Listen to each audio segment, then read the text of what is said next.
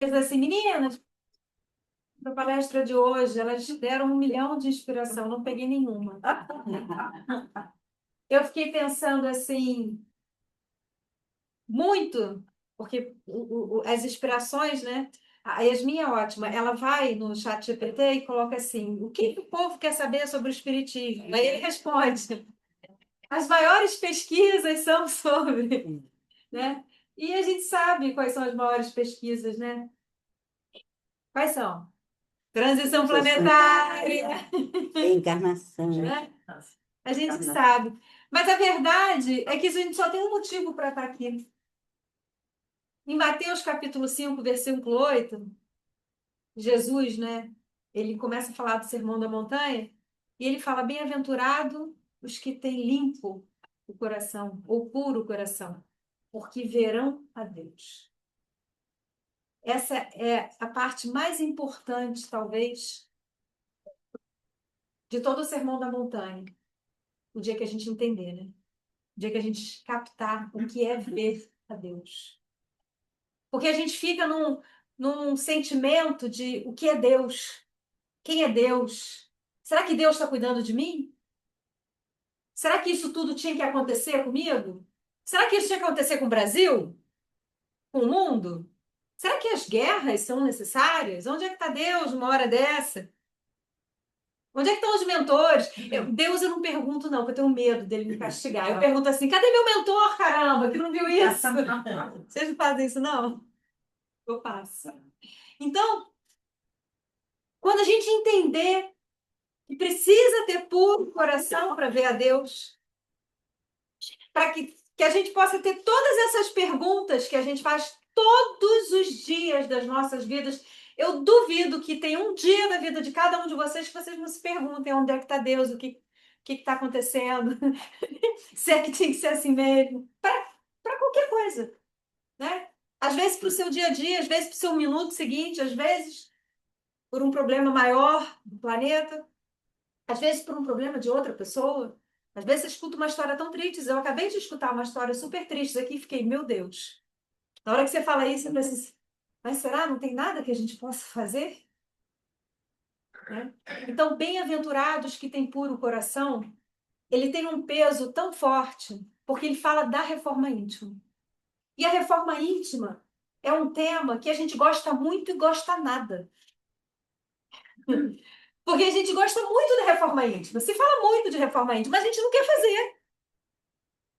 E a gente não quer fazer principalmente porque a gente não tem, não sabe como começar, como fazer. A gente vai empurrando, a gente vai tentando. Aí a gente fala assim, ai, mas eu sou espírita imperfeita, o caminho da perfeição.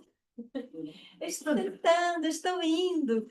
O meu cantor predileto, desde a mocidade, olha, gente, quando eu falei que quando eu falasse mocidade, era porque eu ia estar muito velha, né? Eu lembrava, porque eu escutava isso da minha avó, e eu falava assim, vó, mocidade, gente, eu vou estar, quando eu ficar muito velha, eu vou estar falando mocidade. Então, desde a minha mocidade, é Oswaldo Montenegro.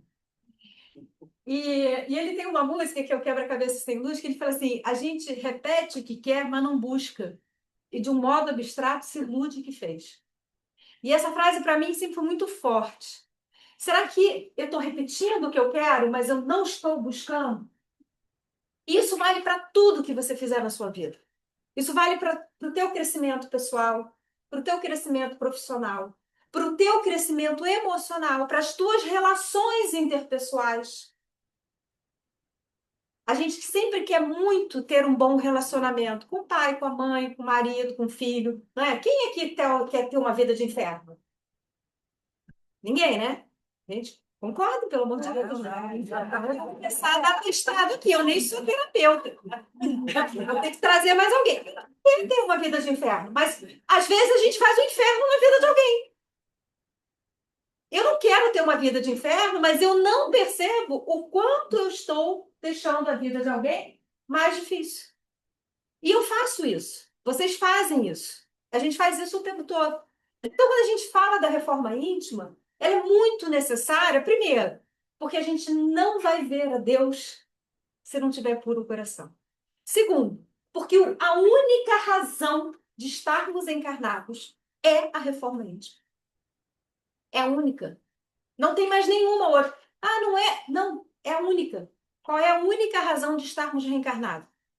Nos transformarmos em pessoas melhores. Evoluirmos como espírito. Tudo isso se resume na reforma íntima. Então, se a premissa básica, a minha única, eu só estou aqui por causa disso, se não fosse por isso, eu não estaria aqui, eu preciso começar a traçar metas e objetivos para isso. Então, a gente vai começar a pensar nessas metas e nesses objetivos. O primeiro, todo mundo sabe, a autoconsciência, o autoconhecimento, né? A gente fala muito de autoconhecimento. Mas o que é autoconhecimento? Vamos traçar um objetivo, porque eu posso falar assim, olha, você precisa se conhecer. Oi, Iris, prazer. Tudo bom? E aí, como é que você tá? Você olha no espelho e se apresenta? O autoconhecimento, ele precisa passar por algumas fases para a gente poder entender aonde a gente está e aonde a gente vai chegar. Essa era a hora que o quadro rabiscava. Aonde a gente está, aonde a gente vai chegar. A primeira dela é a autoconsciência. A autoconsciência, você vai pensar, vai ponderar quem você é. Você vai ponderar se as suas. Como são as suas reações. Eu tive uma descoberta. Eu fiz eu não estou fazendo propaganda, não, tá, gente? Mas eu fiz um teste do Genera. Quem já ouviu falar? É um teste genético. Mas você vai em qualquer laboratório, eles estão te vendendo isso. Me venderam tanto, eu comprei. E aí eu fiz lá o exame de sangue, né? Eles te diz tudo, até quando você vai morrer, quando você vai envelhecer, quantas rugas você vai ter. E depois eu fiquei pensando, gente, se isso cair num banco de dados, se isso cair num banco de dados aí de transplante de órgão, né? Já tem minha ficha inteira. Passou essa loucura pela minha cabeça também. Mas enfim, né? Por que eu estava falando do Genera? Ah, porque no Genera diz que eu tenho um sangue do guerreiro. Olha que coisa horrível. Eu tenho um sangue não, um gene do guerreiro, que são dois, inclusive, eu tenho os dois, que são um gene que tem em todos os serial killers, psicopatas, que eles já estudaram esse planeta. E eu falei assim, gente, eu não sou essa pessoa. Fala sério, o Hernani adorou essa informação. Começou a usar essa informação contra mim, né? E eu falei, eu não sou essa pessoa, sou uma pessoa boa, mais ou menos, né? Mais ou menos. Gentil, mais ou menos também, né? Deu um meme que é assim. Pois é. Mas eu tive uma descoberta que eu já tinha tido há muitos anos atrás e reforçou meu gene do guerreiro, né? Que Deus me livrou, porque não estava na hora, não adianta a gente falar que vai, porque às vezes não está, eu reagi a um assalto, de forma extremamente agressiva. Quem era essa pessoa? E não adianta a gente ter essa conversa, você não pode fazer isso, porque eu sei que eu não posso, todo mundo sabe, né? Mas é genético. Um dos fatores do autoconhecimento é como são as suas reações. Já coloquei aqui na minha lista, né? Ô, guerreira, tu não tá mais com a armadura. Eu acho que, coitado, depois eu fiquei pensando, eu fiquei com pena do bandido. Não, fiquei mesmo, de verdade, porque ele tomou um susto tão grande comigo que eu acho que ele achou que eu ia fazer mal a ele. E ele fugiu. Ele achou de verdade. Porque ele falou assim: ela só pode ser louca, ela tá armada. Alguma coisa, né? Quem é essa pessoa? Isso aconteceu. Depois a gente consegue até rir, depois que passa o susto. Não deveria, mas a gente consegue. Porque depois eu fiquei me lembrando disso, né? Como é que eu consigo assustar alguém, né? Mas assustei. Isso é a reação. Como é que você reage? Como é que você reage quando você é agredido? Como é que você reage quando você é magoado? Como é que você reage quando alguém não faz o que você quer? Hoje eu vim conversando com a Clarinha, ela tem uma amiga que todas as vezes que não faz o que ela quer, ela tem crise de ansiedade. Assim, crise de ansiedade é uma doença que existe, mas ela não existe toda vez que você é contrariado. A crise de ansiedade é uma doença justamente porque ela aparece do nada, sem nenhuma causa anterior, assim como a depressão. Quando você pensa uma pessoa, a pessoa tem depressão, ela tem depressão química, ela tem uma doença, ela não tem um motivo para ter depressão. Agora, uma vez eu tinha uma amiga que ela falou assim, eu tenho depressão, eu já estou até tomando remédio. Eu falei, sério, eu não sabia, é sim. E eu sei por que começou, porque estou cheia de dívida. Eu falei, não. Então, porque o meu cartão veio muito alto e eu não tenho dinheiro. Não, você não tem depressão, tem dívida. Você tem dívida, você está chateada e você vai tomar um remédio porque você está chateada. Não é assim que se resolve as coisas. Você tem que parar, sentar, olhar onde é que você errou, como é que a gente vai resolver. Porque senão a gente banaliza coisas sérias, assuntos extremamente sérios, e não consegue resolver as coisas como elas devem ser resolvidas. Porque eu não posso pegar todas as minhas emoções e dar um diagnóstico, gente. Mas nós estamos fazendo isso como sociedade. Estamos fazendo isso com os nossos filhos. Estamos transformando qualquer ação, reação, temperamento em diagnóstico. Então tá na hora da gente repensar isso, porque isso não vai ajudar em nada a nossa reforma íntima. Por quê? Porque se eu transformo a minha reação num diagnóstico errôneo, se não for um diagnóstico, o que vai acontecer? Eu estou legitimada para agir daquela forma. Porque agora eu tenho um diagnóstico. Ainda que você tenha um diagnóstico, seja ele qual for, eu vou dizer assim para você: ah, mas eu tenho isso, eu tenho aquilo. Tá bom, então o que você está fazendo para isso? Qual o tratamento que você está fazendo? Porque o resto do mundo não tem que simplesmente estar ali assistindo, né? Ah, eu sou agressiva, eu bato nela porque eu tenho um diagnóstico. Não, tem um diagnóstico, vamos tratar, né? Vamos fazer alguma coisa, né? Óbvio que a gente está indo no limite, no extremo, mas é para a gente entender que a gente precisa trabalhar o nosso eu interior. Então, primeiro eu vou descobrir quem eu sou, mas eu vou descobrir quem eu sou também da maneira como eu reajo. Dentro dessa autoconsciência, eu preciso de uma coisa que eu não sei fazer. Acho que eu vou começar a aprender, que é me estudar sem me julgar. Gente, julgar é uma coisa que a gente adora. Fala sério. Vocês não gostam, não? A gente julga tudo. A gente julga a aparência, a gente julga a fala, a gente julga o locutor, a gente julga. Às vezes a gente senta aí, tem um palestrante novo, vocês não conhecem, ele fala baixinho, você já pensa, acho que não vai ser bom, não. Você não ouviu nem o que ele falou. É mentira minha? Uma vez eu entrei numa palestra para substituir o Hernani. Todo mundo adorava ele, ninguém me conhecia. Tudo bem, eu também acho que o Hernani é melhor do que eu. É verdade que ele não me escute.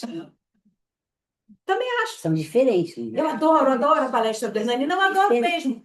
Não, eu adoro mesmo, é verdade. E ele não pode ouvir isso. Porque eu não falo isso. Gravado, tá? Tá gravado. Ele não vai assistir. Eu nunca elogio ele, nunca elogio. Mas são Porque bem sempre diferentes. cresce, sabe? Então eu aprendi ele dá 34 anos, né?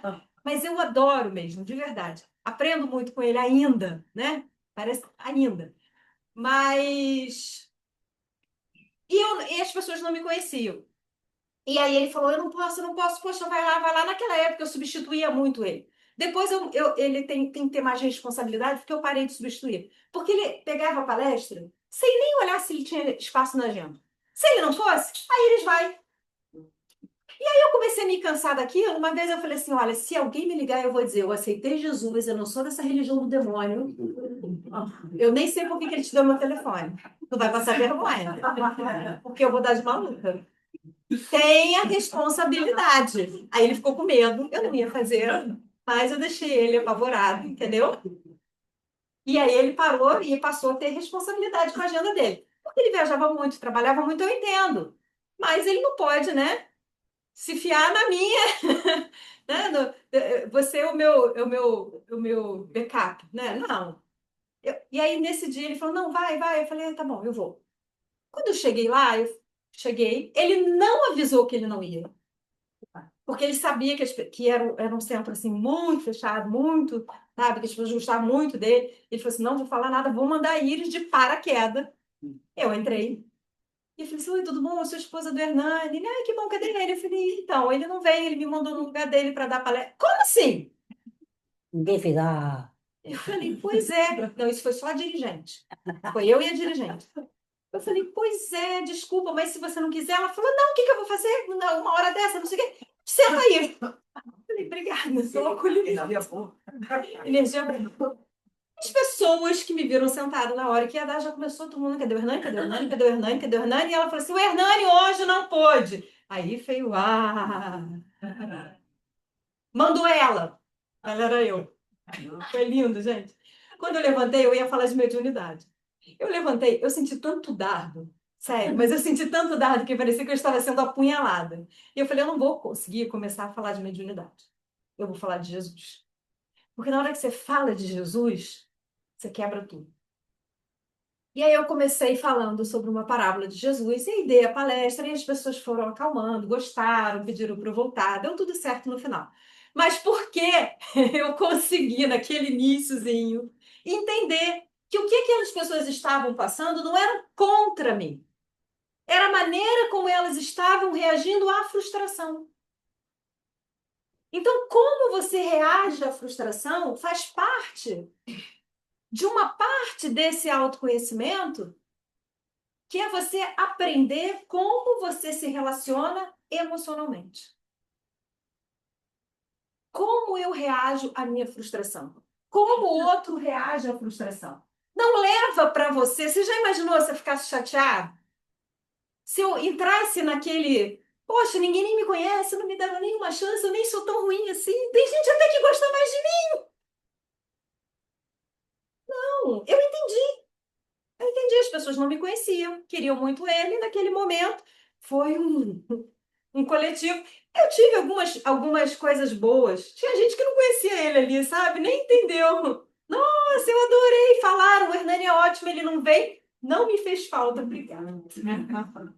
Obrigada, muito obrigada. Estou feliz com isso. Como eu reajo às minhas frustrações? Esse é um tema que eu preciso trabalhar. Porque tem gente que fala assim, não, eu não tenho plano B. Se não der certo, você não está entendendo, eu não tenho plano B. Eu falei, quem não está entendendo é você. Porque o plano B pode ser você nem chegar aonde você está achando que vai chegar. Pode ser você sofrer um acidente e já está lá acordar no plano espiritual. Você tem plano B, tem C, tem D. Você precisa aprender a trabalhar com o não, com a negação. Trabalhar com a falta de possibilidade. Aí eu vou falar uma coisa para vocês. A minha filha está sentadinha lá atrás. Ela é muito engraçada, gente. Um dia vocês vão conhecer a Clarinha. Ela é ótima. Eu queria que ela desse palestra, porque ela ia ser uma ótima palestrante. Ela é muito engraçada. E ela está fazendo um mestrado na FGV. E o professor colocou umas perguntas num pote e foi sorteando as pessoas que iam falar. E ela, na cabeça dela, fez uma oração. Ela agora chama Frei José. Coitado. Fez uma oração. E topa toda hora. Pode ir. Fez uma oração e começou. Ai, as perguntas que eu sei são essa, e eu quero sair nessa pergunta. E aí, ela não saiu, saiu outra pessoa. Ela ficou meio decepcionada com o Frei José nesse dia, né? Mas a pessoa que respondeu o que ela ia responder e errou. Aí ela falou assim, refazendo aqui, Frei José, o senhor sabe mais do que eu aquilo que eu sei.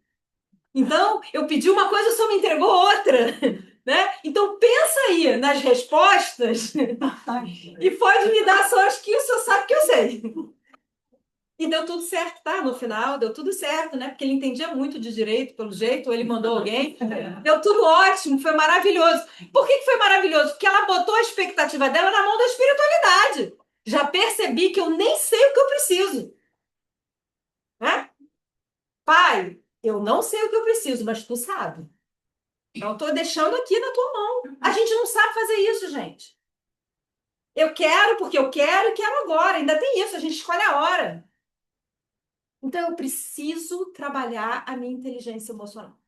O primeiro é o meu autoconhecimento. Depois que eu comecei a entender quem eu sou, como é que eu reajo, eu vou trabalhar as minhas emoções. Eu preciso trabalhar as minhas emoções. Eu preciso começar a entender que sem trabalhar as minhas emoções, eu não vou conseguir trabalhar a minha autoevolução. Porque tudo depende das minhas emoções. Uma outra coisa dentro das minhas emoções que são extremamente importantes que eu preciso trabalhar é até onde é a minha projeção ou até onde aquilo é real. Porque nós vivemos de projetar. Eu vi um episódio, agora vocês vão rir muito, porque o Hernani não aguenta. Tem um programa, quatro mulheres e um marido, alguém já ouviu falar? Nossa. Não? Um programa no Discovery. De vez em quando eu olho e falei, gente, eu estou feliz da vida que ele está com uma mulher só agora. As três já não aguentaram ele. Falei, tá vendo? Não adianta. Não adianta. No final ele está com uma só. Mas ontem eu achei engraçado, porque eles estavam fazendo uma reunião com as ex, né? E ela falou assim, mas o que foi? Ela falou assim, sabe, ele é uma pessoa que, na nossa lua de mel, sabe o maleiro do hotel? Ele foi e botou a mala dele. E a minha mala ficou no chão, e eu tive que abaixar no chão. Parei e pensei assim, o Hernani bota a mala dele ali também. Tudo bem. Aí a segunda veio e falou, ele botou a mala dele. E todas elas reclamando que ele não era gentil o suficiente nem para deixar a mala do malheiro para elas. Eu fiquei pensando como é que eu fazia, né, nesses 34 anos. O Hernani ia lá e botava dele. Eu tirava e botava a minha. Hernani, você abaixa, né? Porque para mim, disse que eu quero, não. Então vamos discutir aqui. Esse malheiro hoje é de quem? No próximo hotel é meu, tá bom? Eu não posso projetar a minha linguagem de amor. Ah, eu queria que ele entendesse, que ele fosse gentil, porque às vezes ele não está fazendo isso por uma questão. Ele viu ali o malheiro é para botar a mala, ele pegou a mala dele e colocou, gente. A mulher que ficou com ele, o malheiro era dela. Ele foi gentil com essa, viu? Hoje em dia, como eu não ligo e eu sei que ele gosta, eu dou um malheiro para ele. Ele já falou: não, não, não, fica com o malheiro você, eu vou botar minha mala lá embaixo. Porque eu sou bagunceira e ele é tudo organizadinho, sabe? Tão bonitinho. Então, você não pode. Às vezes, aquilo que tá doendo em você, eu fico imaginando essas mulheres doendo nela há anos. Oi? Por que você não pediu outro Podia, marido? eu nunca pedi, eu vou passar a fazer isso. Às vezes não tem nem espaço no quarto. É a primeira coisa que eu fazia. Outro marido, por favor. Às vezes não tem espaço, né? Você não pode, é claro que o, o malheiro uma metáfora, mas você não pode criar a sua dor numa expectativa que você projetou. Tenta entender, fala. Fala o que você está sentindo, porque se você não falar o que você está sentindo, o outro não vai saber. Tem aquela coisa assim, tem uns memes, gente, eu amo meme. Que a pessoa fala assim: olha, a mulher, quando tá de cara feia e você pergunta o que que foi, ela falou nada, foi alguma coisa. Né? Porque a gente é típica. Por quê? Você fez alguma coisa? Porque era para eu estar chateada? Não é assim? Não, eu não. Eu aprendi desde cedo. Foi isso, foi isso, foi isso. Não faça mais isso. Deixa ele se defender. Ou deixa ele mudar. Ou deixa ele perceber que você não gostou. Porque se você começar a imaginar. Você imagina que coisa difícil deve ser para uma pessoa ter que adivinhar quais são os seus sentimentos. Se aquilo para ela não é importante. Existem pessoas que são visuais. A pessoa olha, gostou, ela já está feliz. Existem pessoas que precisam ouvir. Aí a pessoa olhou, deu um sorriso para ela, ela é visual. Você entendeu que está tudo bem. Mas para você não, porque você precisa ouvir. Então você vai lá e fala: gostou? Manda ele verbalizar se é o que você precisa. Mas não espera que ele vá agir com você da maneira como você projetou que a situação ideal seria. Então, trabalhar as emoções, elas são importantes. Por quê? Porque muitas vezes a gente não erra porque a gente quer errar. A gente erra porque a gente não sabe lidar com as nossas emoções. Então, às vezes, você reage demais a uma situação porque você está juntando o Natal passado, o dia que ele não te apoiou, o dia que a tua mãe olhou o seu armário, o dia que o seu patrão não te deu a folga, porque isso não é só para um casal, isso é para tudo. É para as nossas relações. O dia que o vizinho não deu o sal que você queria, o dia que a sombra dele, a goiaba caiu no teu quintal. Você vai juntar aquilo tudo para projetar lá na frente uma coisa que ele nem entendeu e falou assim: essa mulher é maluca. Identificar a projeção da realidade. A terceira coisa que a gente precisa muito trabalhar no autoconhecimento, muito, são os valores e os propósitos. Por quê? Gente, quais são os meus valores? O que é realmente importante para mim? Porque se eu não souber o que realmente é importante para mim, eu vou brigar por besteira. Eu vou brigar pelo que não é importante. Eu vou fazer questão de coisas que não. Eu vou fazer questão do malheiro quando, na verdade, para mim não é importante. No início, eu brigava. Depois eu falei assim: caramba, isso não faz nenhuma diferença na minha vida. Eu adoro sentar no chão e fazer minha bagunça. Por que que eu vou impedir ele de usar o malheiro dele? É uma bobeira. Mas as pessoas fazem da vida um inferno. e da vida das outras no inferno. Porque brigam por coisas que não é importante para elas. E aí, quando desencarna, aí fica assim: recebi uma carta de mamãe. Não era mamãe, não. Não falou isso, não falou aquilo, não falou que a mamãe agora entendeu o que é importante. Naquele dia, a mamãe estava tão focada em coisas pequenas, em ter razão, Ah, não, não, não, eu botei esse copo. Quem tirou esse copo daqui? O que você quer saber? O copo está no lugar errado? Vamos botar o copo no lugar certo? Ó, então avisa, não tira mais daqui, não. Não precisa, mas eu tenho que espizinhar quem foi que tirou, que eu nem falei que era para tirar. Se você não focar nos seus valores, você vai perder o tempo precioso da sua encarnação com coisas que não têm importância.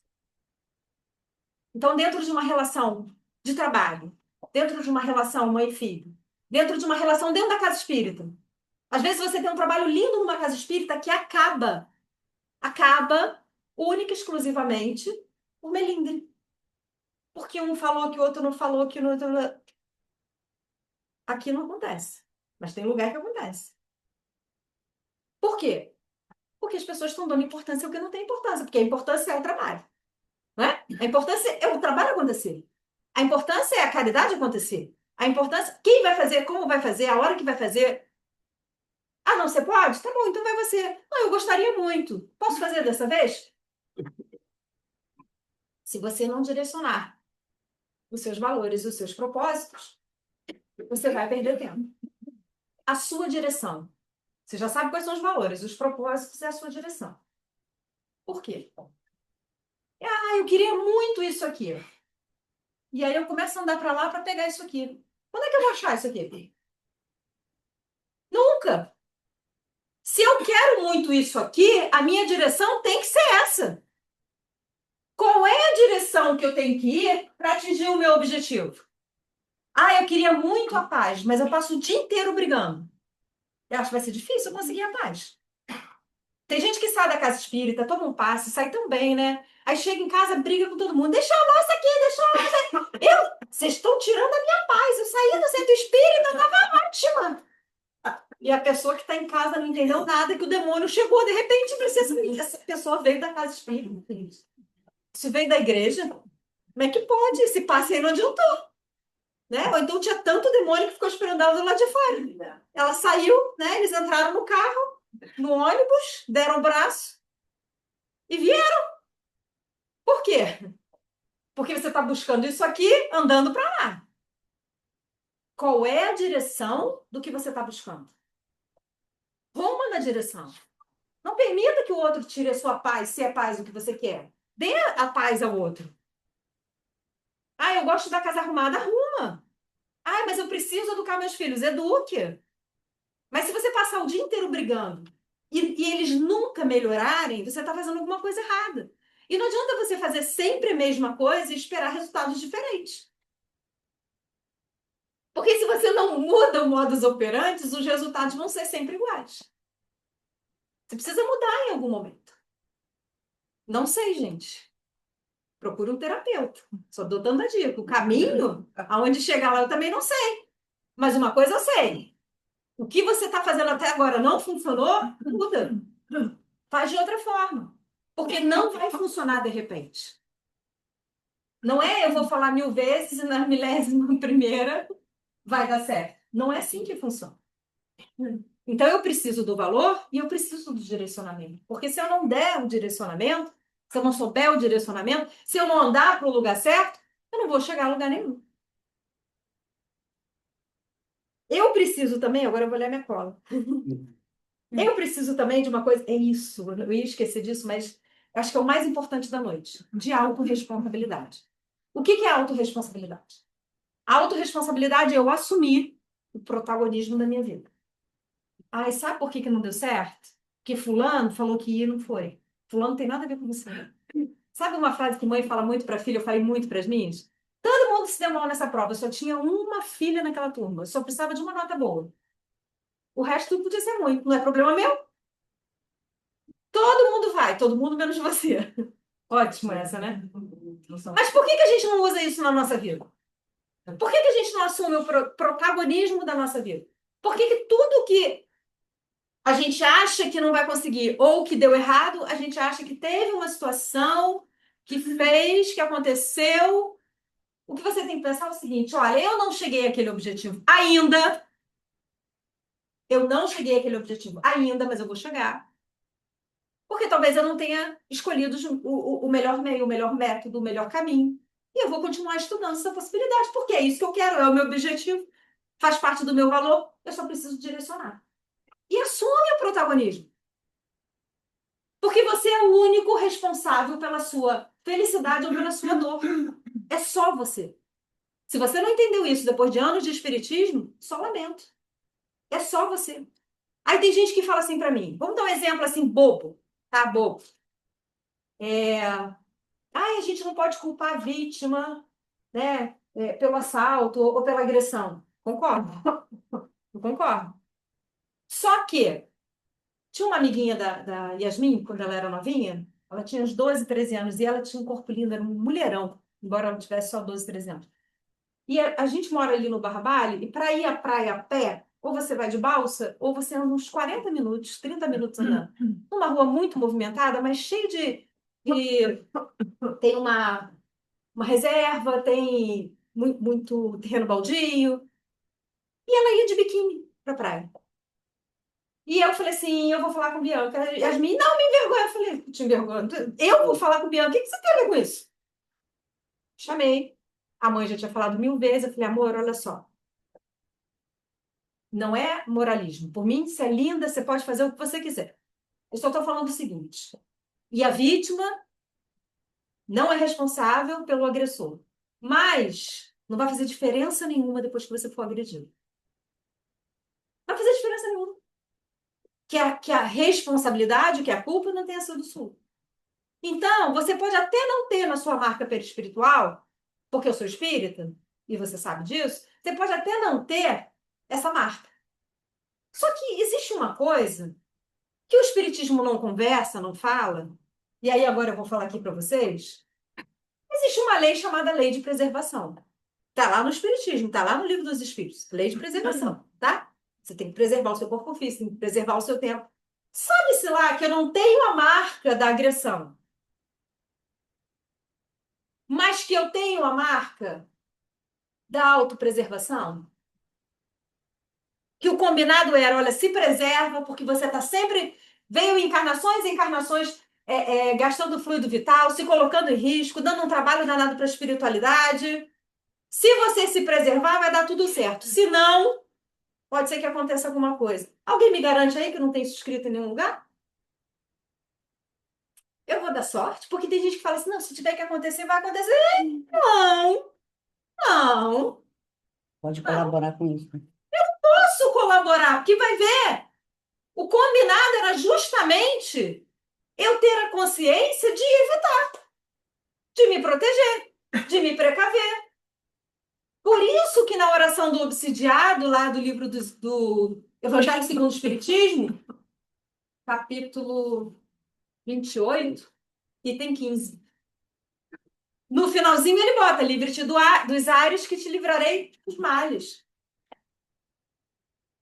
Então, eu preciso assumir o protagonismo da minha vida. Ah, mas algumas coisas vão acontecer porque eu em outra encarnação. Mas quem foi que fez na outra encarnação? Não foi eu?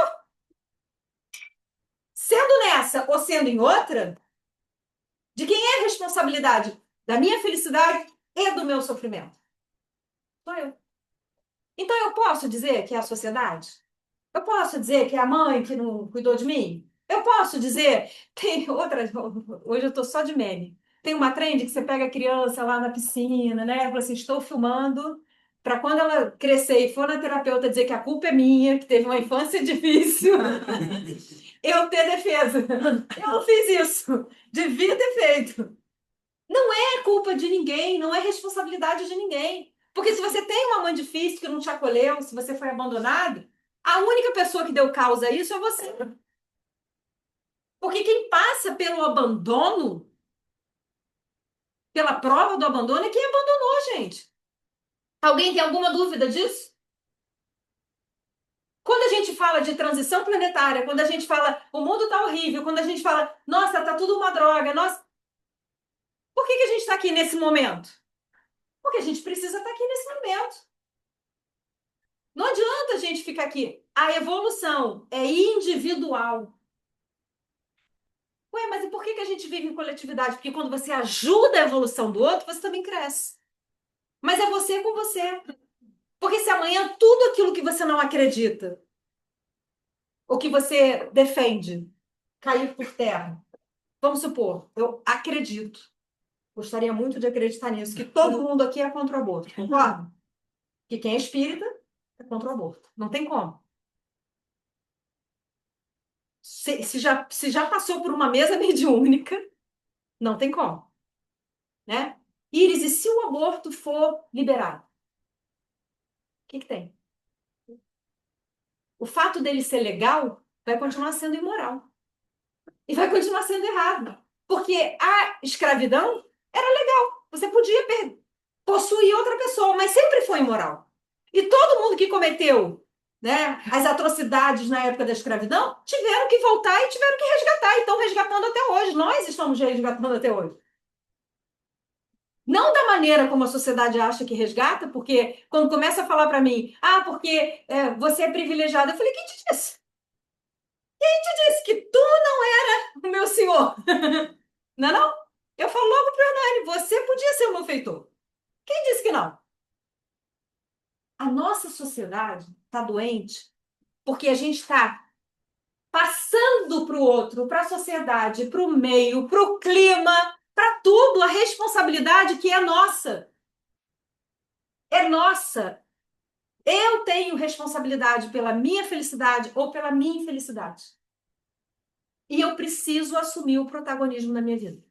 Porque a hora que eu assumo o protagonismo da minha vida, eu sei onde eu vou chegar, eu sei o que eu tenho que fazer. E eu vou vencer. Eu preciso aprender a lidar com o não e com as frustrações. E preciso educar os meus filhos para isso. Se você não educar os seus filhos para isso, se tudo que ele quiser você der a ele, não é que você não vai dar, podendo dar, gente. Eu sou a pessoa mais perdulária que existe no planeta. Sou a pessoa mais difícil de dizer não. Mas eu não tenho nenhum problema de dizer não quando eu não posso. Não, eu não posso, mas eu queria muito ir, mas não vai. Não, mas não. Sem dor. Tranquila, calma. Por quê? Porque sempre que eu posso, eu faço. Eu não estou punindo ninguém, eu estou fazendo aquilo que tem que ser feito. Então, quando você pensa nessa relação de que você precisa ensinar, né, aquela criança a lidar com frustração, uma vez chegou uma pessoa assim e falou assim: meu marido queria ir na casa da mãe dele, mas lá não tem nada para criança. E eu falei: não, vai você, vai ver sua mãe, e eu vou fazer alguma coisa com as crianças no final de semana, não é? Eu falei: não. Ela me perguntou, né? Eu adoro dar opinião na vida dos outros, gente. Olha, isso é um defeito que eu tenho, que eu nem sei se eu quero corrigir, por isso que eu não corrigi ainda. Mas se me perguntar, aí eu vou falar mesmo, né? Eu já consigo segurar se não me pedir opinião, faz só caras e boca. Né? Mas se me perguntar, eu vou dizer. Eu falei, não. Ela, como não? Eu falei, olha só. A gente precisa explicar para os nossos filhos que a vida não é um parque. Não tem que ter tudo para criança o tempo todo. É muito legal ter coisa para criança.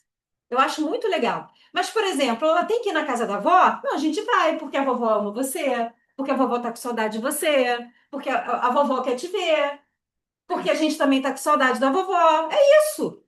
Não precisa ter uma roda gigante na casa da vovó, maravilhosa, para a criança querer ir. Porque senão ela nem vai passar um tempo com a vovó. Vocês entenderam? A criança ela não pode ir só onde, tá tudo maravilhoso para ela. Ela tem que ir onde a vida está normal. Porque senão ela cresce e ela vira um adulto cheio de frustração. Porque a vida não é maravilhosa, gente. A vida é trabalhar. Olha que coisa. Todo dia eu acordo, né? Eu queria tanto aposentar. Aí eu vejo a pessoa que aposenta e diz, eu queria tanto voltar a trabalhar, porque eu não aguento mais ficar em casa, né? Eu, eu saio de férias, amo tirar férias. Ninguém gosta de tirar mais férias do que eu. Mas aí dá uma semana, 2 semanas, eu começo a ficar com saudade do escritório. Aí começa, tá tudo bem aí? Aí a minha sócia, Iris, para, ninguém quer saber de você. Vai arrumar o que fazer. Não tem nada aí, não. O que que a Hernani está fazendo? Chama a Hernani, Hernani, dá um jeito nela. Porque nós somos assim, nós somos um espírito inquieto. A gente está sempre querendo, né, o próximo passo. Então a gente precisa educar as nossas crianças para aprender a lidar também com isso. Então, todas essas questões de autoconhecimento, isso foi só o item 1, né? Da reforma íntima. Daqui a 200 anos a gente chega no restante.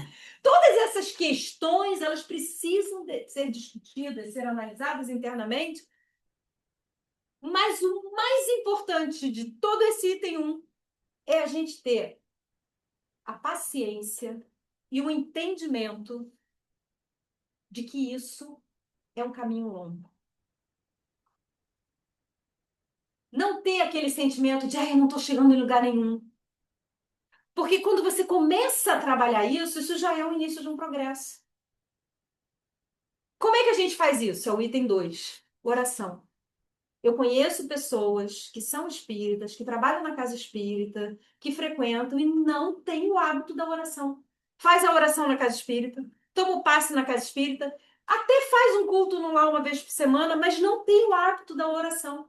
Gente, é a oração quando acorda, abrir o olho, antes de olhar se alguém te mandou uma mensagem no WhatsApp. Pai, obrigado por mais um dia, por ter acordado, pela noite de sono, pela minha cama, não precisa ser uma. É se vincular com o teu Criador antes de se vincular com o mamão, com o mundo material. Eu vi uma vez uma pessoa falando assim: olha, por que que o primeiro pedaço é o mais importante? Porque é o primeiro. Dá o primeiro minuto da sua vida a Deus. Abrir o olho, agradece, faz uma oração, faz um Pai Nosso. Não precisa ser nada muito elaborado, não. É só uma conexão, é você e o teu Criador. Só aí você já vai evitar, olha, umas 3 escorregadas que você ia dar de manhã. Porque você já começou o dia em oração. Acho que tem um padre que ele fala assim, quem começa o dia em oração, termina o dia agradecendo. Então, esse é o primeiro ponto. Aquela oração que os nossos irmãos católicos faziam muito, hoje em dia não são todos que fazem, antes das refeições. Custa nada você abençoar aquele alimento. Não, a gente ainda come de frente para a televisão, de preferência num jornal, com alguma coisa que a gente está com muita raiva. E aí, além, né, de você não agradecer, você envenena o que você está comendo. E aí você come literalmente veneno. Era uma comida maravilhosa, muito bem feita, né? Aquelas calorias perfeitas, né? Tudo balanceado, cheio de veneno. Porque naquele momento único, você optou em discutir, você optou em olhar alguma coisa que era ruim, você optou. Então, tire alguns segundos, alguns minutos, faça uma oração, tenha uma refeição onde você não esteja ali se envenenando com a notícia, com a briga, com a discussão. E ao deitar. Por quê? Porque você precisa ter uma conexão para o desdobramento. Gente, quem é médium? Quem é médium, então, vai parar em Sete Além. Vocês já ouviram falar de Sete Além?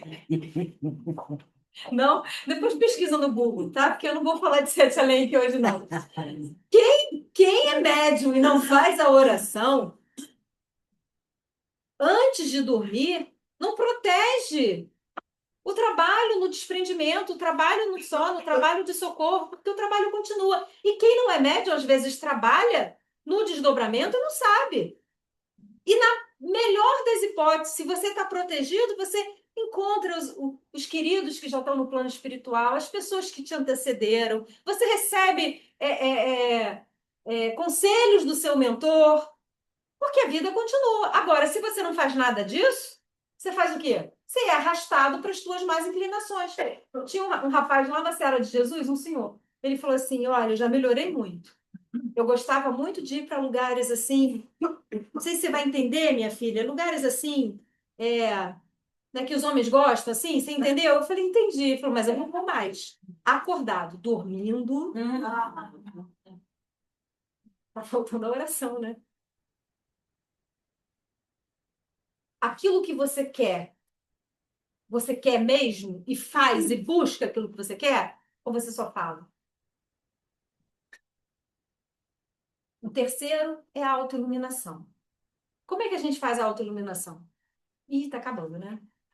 Terceiro, quarto, quinto. A autoiluminação a gente faz transformando vício em virtude. Transformando vício em virtude. Íris, tá difícil, tá? Você não vai deixar de ser quem você é. Você não vai hoje. Mudando. Você tá aqui, querido, tá tudo bem. Não, não tá tudo bem. Não é assim que funciona. Você vai pegar aquilo que você tem e vai usar para o bem. Você é uma pessoa muito agressiva, vai fazer cesta básica. A gente não tem nada melhor do que carregar peso, do que fazer trabalho braçal, porque você tem vigor, né? Você gosta muito de falar da vida dos outros? Vai fazer atendimento fraterno.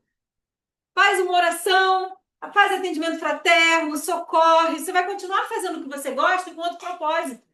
Porque o que a gente vai fazendo é mudando, sabe? É transformando aquela mola de vício em virtude. Mas isso é transmutação. Não é hoje eu não faço mais isso. Hoje eu sou agora uma pessoa mudada. Não é assim que funciona, não vai acontecer. E a hora que você abraçar isso dessa forma, uma hora você vai cair e vai achar que você não consegue. Quando você começa a fazer aos poucos, não, eu tenho que parar, eu tenho que melhorar. Não, tá bom, me dá um trabalho aí. É o terceiro. Trabalho no bem. E trabalho no bem é o amor em movimento. Às vezes você acha que aquele trabalho no bem é pequeno e não está impactando. Está impactando. Você não precisa salvar a população inteira do planeta. Se você ajudar uma mãe, você está impactando. Se você falar uma palavra de conforto, você está impactando. Se você mandar uma mensagem que seja no Facebook, uma mensagem de luz, de amor, você está impactando. Se você termina uma discussão que está todo mundo fazendo no Facebook com uma oração, você está impactando.